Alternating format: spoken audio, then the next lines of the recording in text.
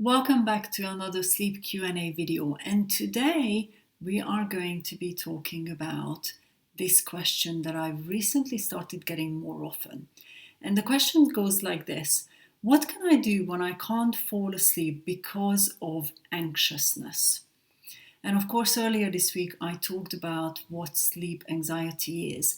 But in this video, I'm going to look at the two different types of things that I see within this question, and really be able to break it down into those different sub problems that I see. Because again, anxiousness can come from many different places. So let's make sure that we don't miss one angle that actually is the part that's playing a role in your anxiousness. So again, welcome to my channel. If you are returning, then thank you so much for your support. Every view and every like and every comment is very precious to me. It's really been great to see how my YouTube channel has evolved over the years, and some of you are keep coming back, which is amazing. And if you are new here, then come and say hello in the comments. Make sure you subscribe and hit that little bell so I can let you know that when I post a new video. That's generally twice a week.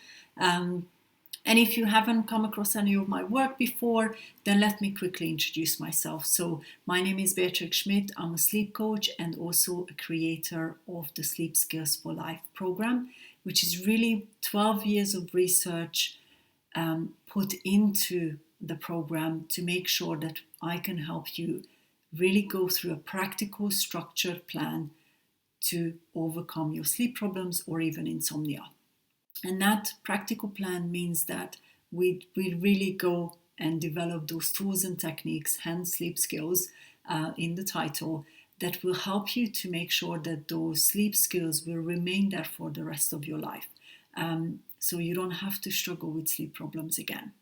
And again, you get to ask questions in the community. It's really great to see some of the results we are getting through the program. So that's all that. Let's actually go back to today's question. So where I want to start with is with anxiousness in general. Please, again, don't self-diagnose. There's a difference between feeling a little bit anxious and having a full-blown anxiety attack in the middle of the night. The two are very different. So what to do about it will depend on the extent of the problem that you are experiencing. And I know that perhaps if you've seen some of my videos before, I keep saying this, but this is one of the biggest things that I see in my practice. People not seeking the appropriate support early enough, and often that means that it compounds the problem. You don't have to struggle with it for weeks on end before you seek help. Often the earlier you actually really put it into context and reach out for support, the sooner you can overcome it. So let's talk about the two different things I mentioned earlier, where I see two different types of anxiousness when it comes to getting to bed initially in the night. So again, we're looking at initially getting to bed, lights off in the evening, not in the middle of the night. So again, sub problems here. So one of the things that I see is when the anxiousness actually is present during the day. So you are anxious during the day, which means that you carry that through the day, and that means that happens in bed as well. That is very different than if you just have sleep-related anxiousness or anxiety, which is what I talked about earlier this week in the video. Let's talk about daytime anxiousness. So if you are anxious, or maybe you are more of that type of a person, again, personality traits will come into this picture as well. If you are more of an anxious person, of course, you can't expect that to just go away and disappear when you climb into bed, right? Because it's part of your daily life. And how you actually deal with that is dealing with that daytime anxiousness. I almost pretty much every single time I've seen this, if clients have dealt with the daytime anxiousness, that meant that when they climbed into bed and they turned the lights off, then the anxiousness wasn't there anymore, meaning they could fall asleep much easier, and they knew how to do that. So I talk about not carrying emotions to bed with you. You've got to deal with it before. So if you've got daytime anxiousness, you've got to really enable your body, your mind, and the entire system to deal with it rather than carrying it into bed with you. Of course, there are many different tools and techniques for that. I normally look at what is causing it before I build a plan, because if the root problem of the anxiety isn't really, or anxiousness isn't really being dealt with, then you could put a bunch of tools and techniques in place, but that's not solving the problem. So root cause always comes first, and then you go from there. With daytime anxiousness, it's really a lot of the times allocating time to really deal with the emotion that's going on, and also meaning what is the reason you're anxious. So what is almost the feeling behind it? Is it that it's worry? Is it that maybe you put too much pressure on yourself? Is it that maybe you're becoming very self-critical about things you've done, or perhaps a bit of perfectionism comes in? Those will mean that there are different types of tools and techniques that will be appropriate for the anxiousness. I hope that makes sense. And again, this is where a box standard video or box standard 5 steps to isn't really going to work for everyone. But bringing self-awareness to exactly what the dynamics are is going to help you to build a practical plan.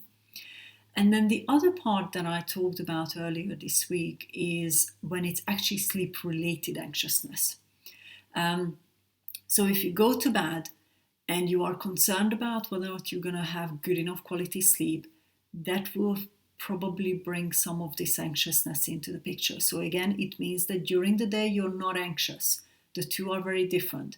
But you are more just anxious about your sleep itself.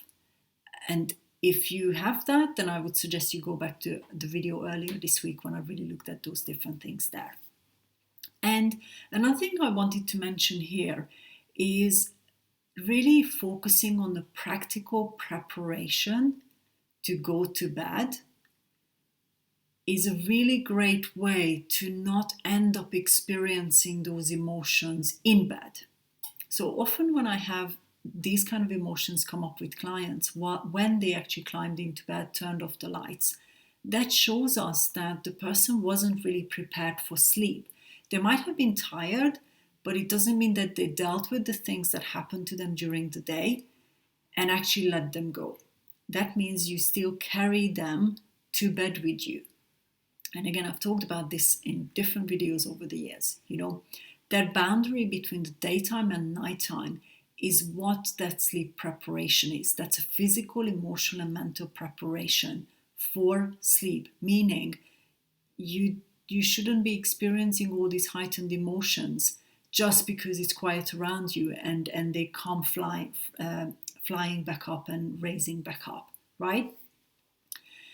So one thing to really look at is how do you prepare for sleep, not just to climb to bed, right? If you are feeling either stress, tension, or maybe a little bit of anxiousness during the day or early evening, you've got to address it before you climb into bed. That's the best way to actually really address that. Now the how again will depend on what is those sub-dynamics there. And of course I know you're watching this video and you want an answer, but the answer is self-awareness, is really understanding appropriate, relevant tools, techniques so that it can really work for you. If I give you 5 steps too, half of them will not work for you and might even make the problem worse. So if you submit a question about this, let me know what the dynamic is. Let me know what's happening for you with a bit of a context. And we will have those questions in the coming weeks as well. Because those sub-dynamics will help me to actually give you more of a direct answer to, in that scenario, what I would suggest you do. So just again, looking at a recap of how to even approach this is, first of all, establish whether or not it's daytime anxiousness that's actually you taking to bed with you, or it's just related to sleep itself. Those will be 2 different types of things.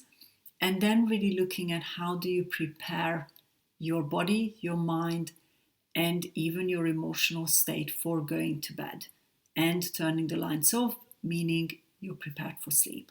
Those are the best ways to approach pretty much most type of anxiousness when it comes to my work. If you are experiencing super heightened emotions, please don't stay in bed. That means, anxiety attacks and more. And again, I talked about this in a previous video as well. The scale of the problem will mean that you have to act differently. The bed should never become a place where you're experiencing all these emotions, because then you're affiliating the bed with all of that negativity, which means your body and your mind approaches bedtime and it's already concerned about what might happen. So looking at the how to make sure you don't end up experiencing those things in bed is the best approach there as well. So thank you for watching this video.